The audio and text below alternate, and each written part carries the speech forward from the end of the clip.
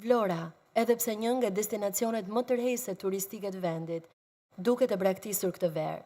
Varfëria dhe papunësia kanë prekur shifra ekstreme, që vitin e fundit kanë gjeneruar emigrim të lartë, sidomos të rinjt. Infrastruktura dhe shërbimet e dobta duket se premtojnë shumë pak për turistët e huaj apo vendas.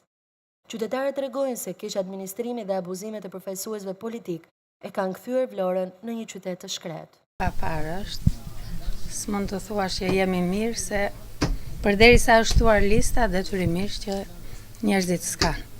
Mezi presin pensionet që të vinë të shlyejnë borxhet.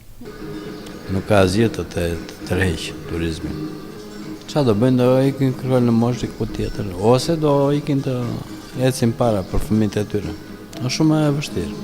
Përderisa djali im s'ka ku të punoj, ç'do bëj, ku do vej? Është 30 vjetë dhe nuk ka një vend pune. Detyrimisht do emigroj. Prandaj, në drejtim të punësimit, duhet të mendoj një çik më shumë. Qoftë qeveria, qoftë edhe pushteti vendor këtu. Përballë kësaj situate që ka prekur çdo kufi, kandidati Bedinaj ka apeluar te qytetarët që të zgjedhin përfaqësuesin që do të punojë për interesat e tyre.